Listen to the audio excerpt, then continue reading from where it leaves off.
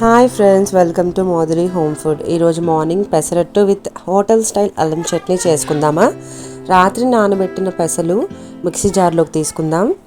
4 పచ్చిమిర్చి, కొంచెం అల్లం, అలాగే రుచికి సరిపడా సాల్ట్, కొంచెం జీలకర్ర వేసి దీన్ని మిక్సీ పట్టేద్దాం. ఇదిగోండి, బ్యాటర్ అనేది ఇలా తయారు చేసుకుందాం.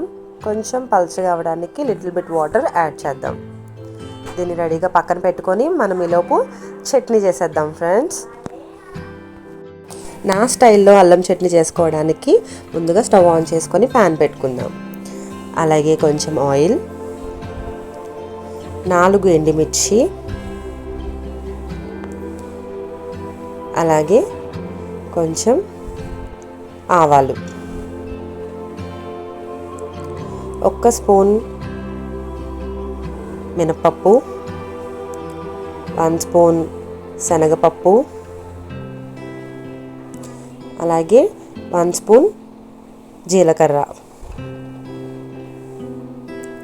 వీటిని కొంచెం బాగా ఫ్రై చేద్దాం. 2 స్పూన్స్ ధనియాలు,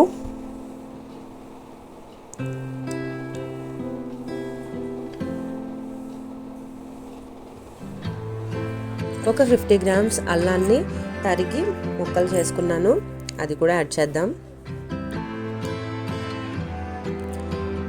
బాగా అల్లం ఫ్రై అయ్యే వరకు వేపుదాం. 10 వెల్లుల్లి రబ్బలు దీనికి యాడ్ చేద్దాం.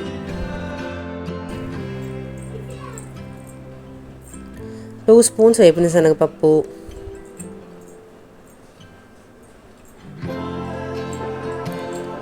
బాగా పండిన 2 టమాటాలను పీసెస్లా కట్ చేసుకొని యాడ్ చేద్దాం.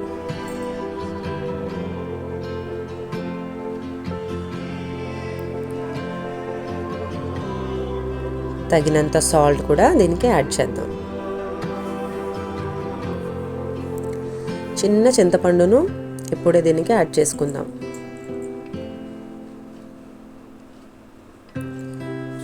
దీన్ని బాగా దగ్గరికి మగ్గనిద్దాం.